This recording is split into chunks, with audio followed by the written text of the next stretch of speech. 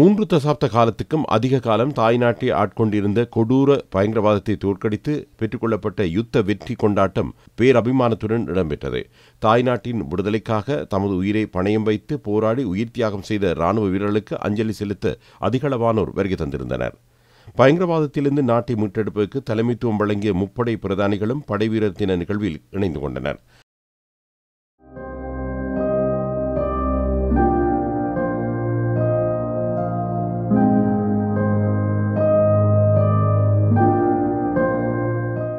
தாய்நாட்டுக்காக உயிரை துச்சமென மதித்து போரிட்ட போது அங்கவீனமடைந்த இராணுவ வீரர்களும் நிகழ்வில் பங்கேற்றனர்.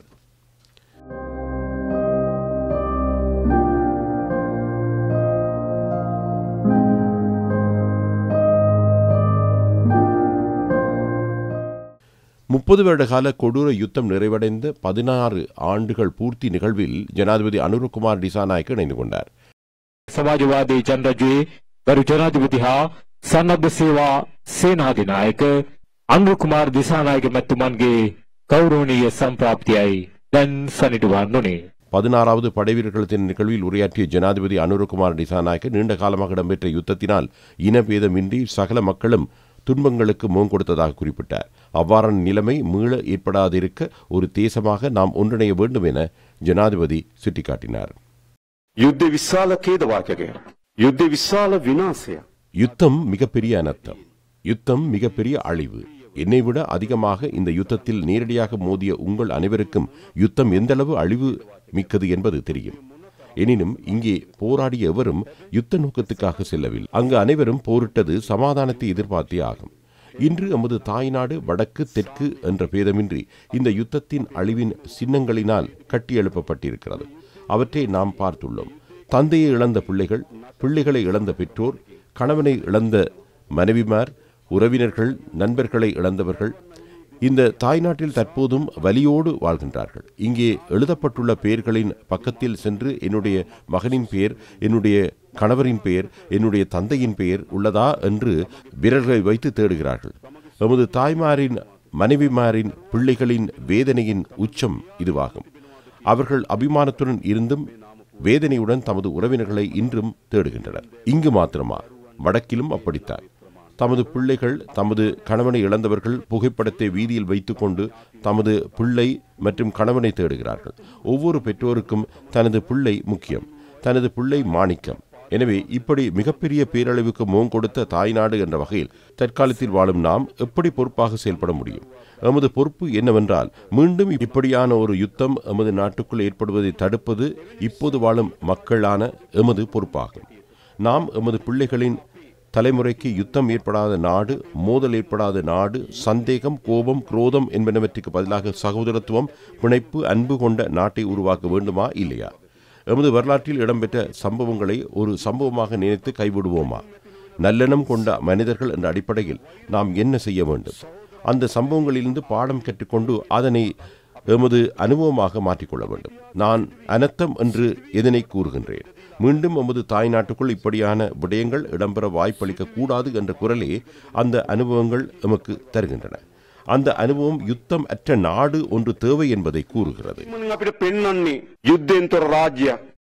இராணுவ வீரர்கள் ஆயுதத்தை கையில் எடுத்தது சமாதானத்தை ஏற்படுத்துவதற்காகவே தவிர யுத்தத்துக்காக அல்ல என்று சுட்டிக்காட்டிய ஜனாதிபதி, நாம் பூர்ண வெற்றியை சமாதானத்தை ஏற்படுத்துவதன் ஊடாகவே மட்டுமே அடைய முடியும் என்று குறிப்பிட்டார்.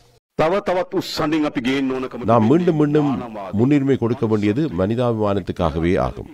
நாம் சமாதானத்துக்காக தூய எண்ணத்தோடு செயல்பட வேண்டும். சீருடையை அணிந்து கொண்டு சட்டத்தை மதிக்கும் சகல வீரர்களினதும் அதிகாரிகளினதும் எதிர்பார்ப்பு தமது கையில் உள்ள துப்பாக்கியை எந்த தருணத்திலும் பயன்படுத்தக்கூடாது என்ற பிரார்த்தனையே. அதுதான் மனிதாபிமான பிரார்த்தனை.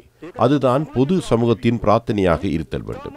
எனினும் ஒரு சில குழுக்கள் அவர்கள் தொடர்ந்தும் சிந்திப்பது கையில் உள்ள துப்பாக்கி ஏதோ ஒரு தருணத்தில் சுடுவதற்கு பயன்படுத்த வேண்டும் என்ற எண்ணப்பாட்டில் உள்ளனர். எமது நிலைப்பாடு என்னவாக இருக்க வேண்டும் என்றால், நம் கையில் உள்ள துப்பாக்கி இன்னும் ஒரு மனிதனுக்கு எதிராக அவனுடைய நெஞ்சில் வைத்து சுடுவதற்கு, தூக்குவதற்கு வாய்ப்பு ஏற்படாத சமூகத்தை உருவாக்குவதாகும். நாம் சத்தியத்துக்கும் மனிதாபிமானத்துக்கும் அடிபணிய வேண்டும். எவ்வாறெனினும் தற்போது அதிகாரத்துக்காக சிலர் இனவாதத்தை பரப்பும் முயற்சியில் ஈடுபட்டுள்ளதாக ஜனாதிபதி இங்கு தெரிவித்தார். තමන්ගේ அவ்வப்போது தமது அதிகாரத்தை பெற்றுக் கொள்வதற்காக, அதிகாரத்தை பாதுகாத்துக் கொள்வதற்காக, அதிகாரத்தை அதிகப்படுத்திக் கொள்வதற்காக இந்த யுத்தம், மோதல், இனவாதம், அடிப்படைவாதம் என்பனவற்றை பயன்படுத்துகின்றனர். இவை எதுவும் இயற்கையாக ஏற்பட்டது அல்ல. குற்றச் செயல்களை மறைத்துக் கொள்வதற்காக இதனை பயன்படுத்திக் கொண்டிருக்கிறார்கள். அதுதான் வரலாறு. அது உண்மை இல்லை என்றால் ஃபீல்ட் மார்ஷல் 2 வருடத்துக்கு மேலாக சிறையில் இருந்திருக்க வேண்டிய தேவை இல்லை. என்ன தவறு செய்து அவர் சிறைக்கு சென்றார்? நான் அவருடன் நெருங்கி செயல்பட்டிருந்தேன். பல மணித்தியாலங்கள் கலந்துரையாடி இருக்கிறேன். அங்கிருந்தது என்ன? அங்கு முக்கியத்துவம் பெற்றது அதிகாரத்தை தக்க வைப்பதாகும். நியாயமோ நீதியோ அல்ல. புரிந்து கொள்ளுங்கள். தோல்வியடைந்த மக்களால் நிராகரிக்கப்பட்ட குழுக்கள் யுத்தம் என்பது ஒரு ஆசுவாசம் என எண்ணுகிறார்கள். அது ஆசுவாசம் அல்ல. யுத்தம் என்பது அவர்களுக்கு இறப்பின் அனுபவம். ஆனால் பொதுமக்களுக்கு அப்படி அல்ல. நாட்டுக்காக உயிர்நீத்த படை வீரர்களுக்காக நினைவு கூர்ந்து அங்கவீனமடைந்த ராணுவ வீரர்களுக்கு கௌரவம் வழங்கி மௌன அஞ்சலி செலுத்தப்பட்டது.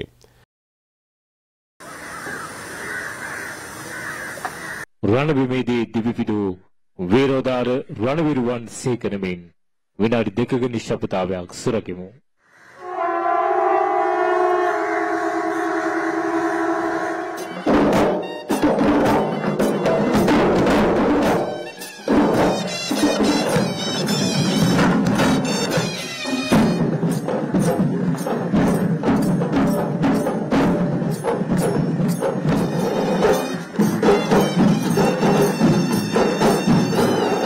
ප්‍රෞಢ හා අභිමානවත් රණවිරු ස්මාරකයේ වෙත පුෂ්පපහර දක්වමින් අභීප රණවිරුවන්ගේ ඒ අමිල මෙහෙයට කෘතගුණ දක්වන මොහොතටයි අප දැන් ප්‍රවිෂ්ඨ වන්නේ.